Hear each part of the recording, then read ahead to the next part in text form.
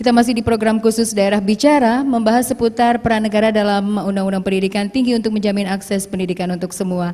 Saya Fia Anwar bersama dengan Profesor Insinyur Nizam, beliau adalah Sekretaris Dewan Pendidikan Tinggi Kementerian Pendidikan dan Kebudayaan Republik Indonesia. Ada Profesor Dr. Ikhlasul Amal, beliau adalah Guru Besar UGM yang dulu juga pernah menjadi Rektor UGM di tahun 1998 hingga 2002. Dan ada Mas Ahmad Rizky M. Umar, Wakil Presiden BEM Keluarga Mahasiswa UGM. Dan saudara, kita berbincang seputar peran negara dalam Undang-Undang Pendidikan Tinggi. Kalau tadi kita sudah mendengar pengantar dari Profesor Nizam dan Profesor Ikhlasul, saya sekarang ke mahasiswa. Ini mahasiswa yang merasakan sendiri ini, yang betul-betul ada di lapangan. Mas Umar, kalau bicara soal akses warga negara terhadap pendidikan tinggi, Anda melihat sekarang ini seperti apa sih? Sudahkah betul-betul dirasakan aksesnya oleh semua warga? Oke, baik. Kalau kita bicara tentang akses terhadap pendidikan, tapi sebelum kita bicara soal akses, kita perlu melihat sebuah posisi penting sebetulnya, bahwa pendidikan itu adalah hak. Jadi apa yang kemudian kita bicarakan sebagai akses terhadap pendidikan tinggi, sebetulnya yang sedang kita bicarakan adalah bagaimana kewajiban negara untuk kemudian memenuhi hak dasar warga negara untuk mendapatkan pendidikan tinggi. Nah, selama ini kita melihat akses terhadap pendidikan tinggi itu hanya dinikmati katakanlah oleh golongan yang bisa membayar masuk kuliah dengan harga yang puluhan juta rupiah seperti dikatakan oleh Pak Amal tadi. Nah, dengan adanya biaya-biaya kuliah yang mahal itu, kemudian akses terhadap pendidikan ini menjadi tidak merata. Artinya kita bisa melihat bahwa dengan skema otonomi yang diberikan oleh Kementerian Pendidikan dan Kebudayaan sejak tahun 2000 malah tahun 99, sejak PP 61 tahun 99 itu diluncurkan, yang kita lihat kan adalah biaya pendidikan yang semakin mahal sehingga kemudian akses terhadap pendidikan tinggi itu tidak bisa dinikmati oleh rakyat kecil. Anda melihat sendiri akses untuk mereka yang dari kalangan boleh dikatakan marginal begitu, apakah sudah juga bisa diterima oleh untuk masuk ke pendidikan tinggi? Untuk masuk ke pendidikan tinggi kita bisa lihat di daerah. Saya kebetulan berasal dari Banjarmasin. Untuk kemudian kuliah di universitas-universitas top, katakanlah di Pulau Jawa, ataupun untuk bahkan dalam beberapa kasus itu untuk kuliah di universitas di daerah sendiri itu masih minim.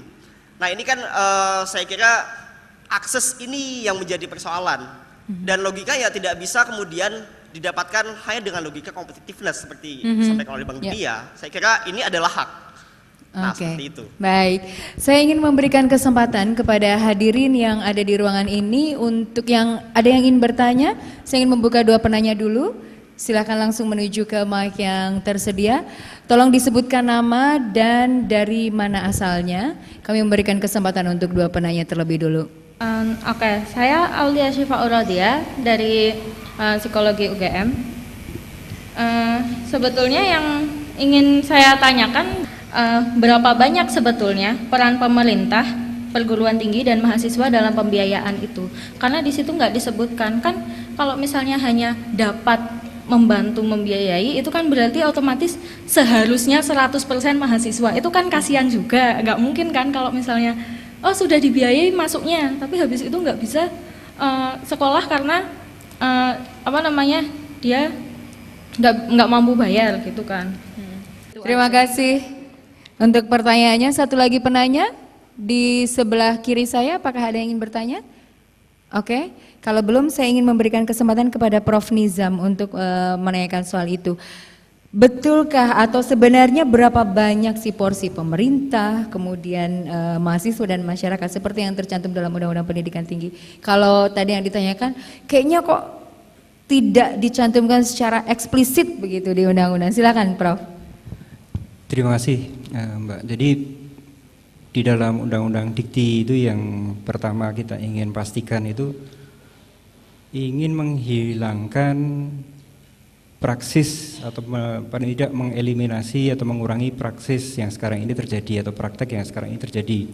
Seperti tadi disampaikan Mas Umar ya, biaya pendidikan tinggi itu jadi tidak terjangkau oleh masyarakat.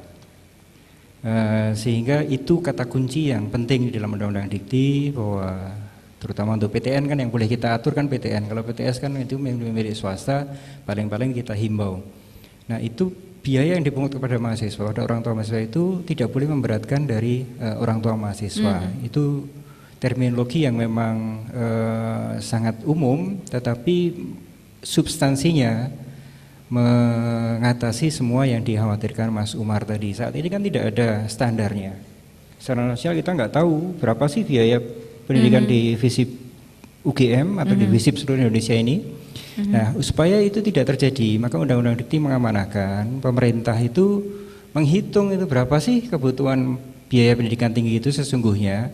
Wong masuk TK aja kita dipungut, tetangganya Pak Amal itu, kita masuk ke TK di sebelah sana itu dipungut setiap masuk pertama. Waktu saya masukkan anak saya dulu sudah 5 juta, sekarang mungkin 15 juta lebih masuk TK itu. Kemudian di situ kan sudah ada rinciannya, sebulan bayarnya 2 juta, tetapi rinciannya nanti untuk makan siang, untuk piknik dan sebagainya ada. Nah, beda lagi. Perguruan tinggi pun mestinya kan seperti itu. Untuk apa sih biaya itu? Kalau kita melihat praktek secara internasional ya, katakanlah ya untuk bandingan sesama ASEAN aja, di Malaysia itu biaya pendidikan tinggi kira-kira $14.000 per mahasiswa per tahun. $14.000 itu kalau kita rupiahkan kira-kira 140 juta rupiah per mahasiswa per tahun. Kalau itu dibiayai oleh negara dengan seluruh lulusan SMA itu kira-kira usia 19-23 tahun itu penduduk Indonesia kira-kira 20 juta yang berusia sekitar itu. 20 kali 140 juta itu berapa ya? 2.800 triliun. APBN kita berapa? 1.000 sekian ya, Prof. Iya. Tombok. Iya. Dari mana uang itu? Nah, 20% anggaran pendidikan itu sekarang masih konsentrasi besar di dalam menyelenggarakan dari anak-anak SD, karena itu wajib betul. Itu hak betul dan wajib bagi negara untuk memenuhinya, wajib belajar 9 tahun itu. Sekarang sudah mulai dengan keuangan negara yang semakin baik, wajib belajar didorong ke 12 tahun.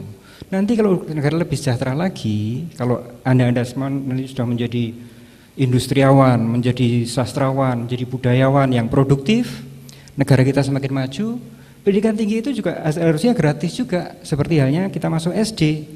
Tapi sekarang dengan kondisi keuangan seperti sekarang ini, negara berusaha sangat keras untuk bisa mengalokasikan pendanaan untuk membiayai pendidikan dari PAUD sampai ke perguruan tinggi. Tapi tentu saja prioritasnya masih di pendidikan dasar. Buta aksara aja kita masih banyak PR.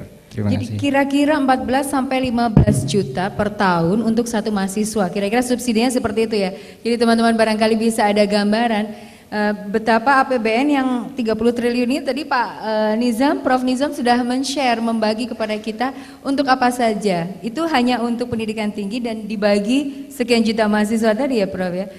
Angkanya barangkali 14-15 itu sedikit ya Prof ya. Sangat sangat sedikit. Tapi kalau dibandingkan dengan SPP yang dibayarkan yang di UGM itu membayar SPP, anak saya juga di UGM membayar SPP itu setahun kira-kira 2 juta ya. Jadi dari 2 juta itu yang subsidi negara itu bisa dibayangkan berapa kali lipat dari yang dibayar oleh mahasiswa. Oke, jadi memang mau tidak mau kurangnya itu pun juga masih ditambah lagi, kita pastikan bahwa kalau yang tidak mau membayar ya harus ada beasiswa, harus ada kepastian, tidak boleh suatu perguruan tinggi terutama yang negeri sampai men-DO mahasiswanya karena tidak bisa membayar. Nah, itu di dalam undang-undang ini dijamin. Perguruan tingginya bisa ditutup dan rektornya bisa dituntut ke pengadilan. Oke, itu kita berikan aplaus dulu dong. Ini jadi itu yang disampaikan Prof Nizam, situasi sebenarnya yang terjadi. Jadi barangkali teman-teman juga punya gambaran. Nah, saya ingin ke Prof Ikhlasul Amal. Ya, soal pembiayaan di pendidikan tinggi ini kalau dalam catatan Prof seperti apa sih? Sebetulnya kalau kita lihat mengenai subsidi negara kepada pendidikan tinggi itu sangat bervariasi. Dulu pada waktu krisis itu, dan itu di seluruh dunia, ya, di seluruh dunia itu mengatakan pendidikan tinggi itu adalah pemborosan. Jadi sangat pemborosan itu, karena tidak seimbang antara yang dihasilkan itu dengan untuk apa nanti yang dihasilkan ini ya. Karena itu memang lalu bermacam-macam. Misalnya saja yang kelihatan itu ada korelasinya sama pekerjaan itu yang paling kelihatan itu kedokteran. Nah, itu yang di mana-mana orang jadi dokter ya itu sudah pasti ada pekerjaan itu ya. Nah, kita menghitung subsidi untuk mahasiswa kedokteran itu sulit sekali. Dulu pada waktu saya itu sudah dihitung dari fakultas untuk kedokteran itu menghasilkan satu dokter itu minimum 80 juta setahun. Ya, minimum itu. Nah, kalau yang menghasilkan ya ini saya maaf untuk fakultas filsafat, untuk ya itu gimana itu yang untuk apa aja.